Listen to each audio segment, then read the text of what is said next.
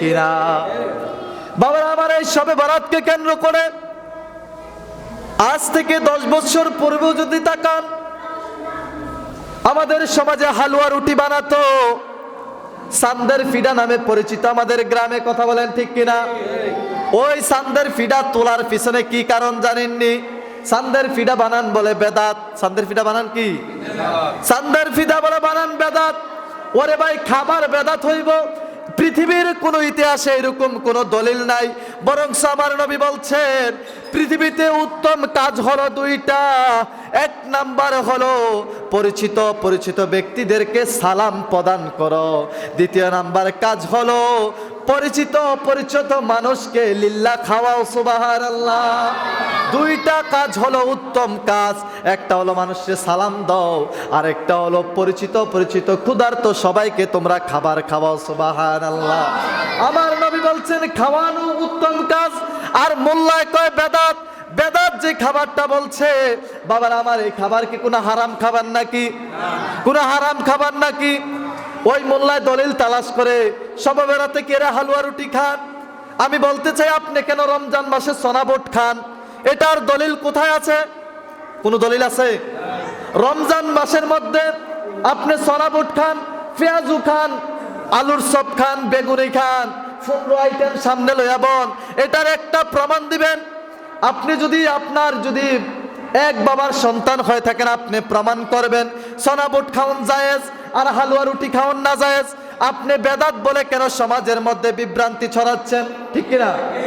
সমাজের মধ্যে বিভ্রান্তি ছড়ায়। হালুয়া রুটি হলো বাংলার একটা ঐতিহ্য। বাংলার কি একটা ঐতিহ্য, এটা আপনি বেদাত বলে বন্ধ করে দিলেন। কিন্তু আপনি রমজান মাসে সোনাবোট, পেঁয়াজু, আলুর চপ, বেগুনি এইগুলা যে খাইতে আছেন, এটার দলিল কি দেবেন? একবার আমরা বুঝাই দিবেন। কথা বলেন ঠিক কিনা? আমরা তো এটারে ফরজ মনে করি না। কথা বলেন ঠিক কিনা? ফরজ মনে করি আমরা। কেউ কইছি করতে হইব, না করলে গুণ হইবে, এই কথা কইছি কেউ? এই কথা কইছি? কই নাই। হালুয়া রুটি হচ্ছে একটা বাংলার ঐতিহ্য, যে শ্রাবণ মাস হচ্ছে চাঁদের মাস, এই মাসের মধ্যে মানুষ হালুয়া রুটি খায়। এই দেখেন বাবা, সমাজের মধ্যে ফেতনা কিভাবে সৃষ্টি হয়। এই হালুয়া রুটিটা সামান্য কিছু, কিন্তু বেশি কিছু না। 4টা রুটি এক ঘর আরেক ঘরে দিত, এক ঘর থেকে আরেক ঘরে 4টা রুটি ফাটাইতো, ঠিক না? জালে জালে একটা মিল আসলো, ভাইয়ে ভাই একটা মিল আসলো। এই হালুয়া রুটিও বন্ধ হয়েছে, এই ঘরে যাওয়াও বন্ধ হয়েছে। আমরা মন সংকীর্ণ হওয়ার পিছনে কিছু কারণ আছে। এর জন্য যে খালি সমাজের প্রতিনিধি, মেম্বার, চেয়ারম্যান দায়ী তাও না, কিন্তু সমাজের প্রতিনিধি যে মিম্বারে বসে কথা বলে, ইমাম এবং খতিব, তিনারাও কিন্তু দায়ী আছে। কথা বলেন ঠিক কিনা?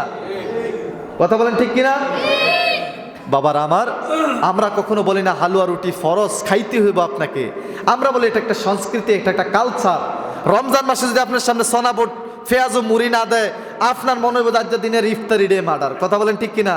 কারণ আমরা এটা খাইয়ে অভ্যস্ত হয়ে গেছি, ঠিক না? সৌদি আরব যাদের সোনাবোট বিচারেও হইতেন না, যারা গেছেন তারা দেখছেন। অনেক বিদেশের মধ্যে ফল ফ্রুট খায়। কিতা খায়? ফল ফ্রুট খায়। কিন্তু এই সোনাবোট, মুড়ি, হুদা, এই সেনাসোর মেনাসোর আজে বাজে জিনিস, এটি অন্য দেশে নাই। তাহলে কি আপনি এই দেশের তারা আপনারা বেদাতি কাম করতে আছেন? আপনারা খান না কেড়ে? এইগুলো হচ্ছে দেশীয় কিছু সংস্কৃতি, কালচার। তা আমার আপনার আল্লাহ আমাদের সবাইকে এই শবে বরাত পালন করার তৌফিক দান করে, সবাই আমিন। এই লাইলাতুন নিসফি মিনাশ শাবান, এই রাত্রিতে আমার আল্লাহ পাক রব্বুল আলামিন দোয়া কবুল করে বান্দাদের, চিল্লা বলে সুবহানাল্লাহ।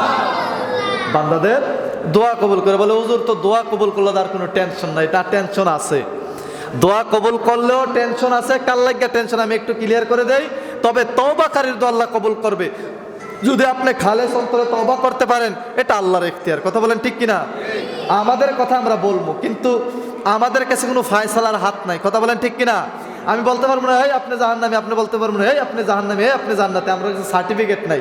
তবে এই কাজ করলে জান্নাতে যাবেন, এই কাজ করলে জাহান্নামে যাবেন, এইগুলা বলার আমরা অধিকার রাখি। তো এখানে বলা হয়েছে যাদের দোয়াকে আমার আল্লাহ পাক রব্বুল আলামিন এই রাত্রিতে কবুল করবে না, তারা হচ্ছে জাদুকর ব্যক্তি। কি কর? মনোযোগ দিবেন। যারা জাদু করে, জাদুটনা করে, বান দেয়, মানুষে বান দেয়, এই কাজগুলো যারা করে, তাদের দোয়া আল্লাহ কবুল করবে না, এক নাম্বার।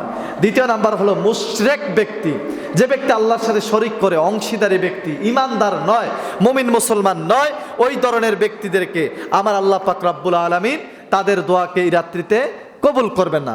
বাবার আমার, তারপর হচ্ছে তৃতীয় নাম্বার, যে ব্যক্তি পিতা এবং মাতাকে কষ্ট দেয়, তাদের উপর তাদের উপর নারাজ থাকে, পিতামাতার সেবা করে না।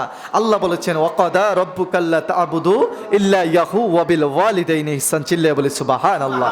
আল্লাহ বলছে ও আমার বান্দারা, তোমরা আমার দুনিয়ার জমিনের মধ্যে থেকে আমি আল্লাহর ইবাদত করবা, পাশাপাশি মা বাবার খেদমত করবা, তাদের সাথে কোনো খারাপ ব্যবহার করবা না। আল্লাহ কইছে ভালো ব্যবহার করতে, আপনি উল্টাটা করছেন, এই জন্য আল্লাহ এই রাত্রিতে আপনার দোয়া কবুল করবে না। বাবার আমার, তারপর হচ্ছে গণক, যারা হাত দেখে গণনা করে, যারা হাত দেখে গণনা করে আপনার হাতের রাশি এইটা, আপনি আগামীকালকে হেড হইব, আপনি 4টা বিয়ে করবেন, 3টা বিয়ে করবেন, আপনার 2টা বিল্ডিং এর মালিক হইবেন, আপনার সন্তানে এত এত কোটি টাকার মালিক হইব। যারা এই হাত দেখে গণনা করে তাদের দোয়া আমার আল্লাহ কবুল করবে না। কারণ হচ্ছে আপনি সরাসরি আল্লাহর সাথে, তকদিরের সাথে, ভাগ্যের উল্টা পরিক্রম আপনি সৃজনশীলতা তৈরি করলেন, যে আল্লাহ কইছে আমি এটা করাম, আমি দেখি হাত গুণ না কি করা যায়। কথা বলেন ঠিক কিনা? যাদের হাত নাই তাদের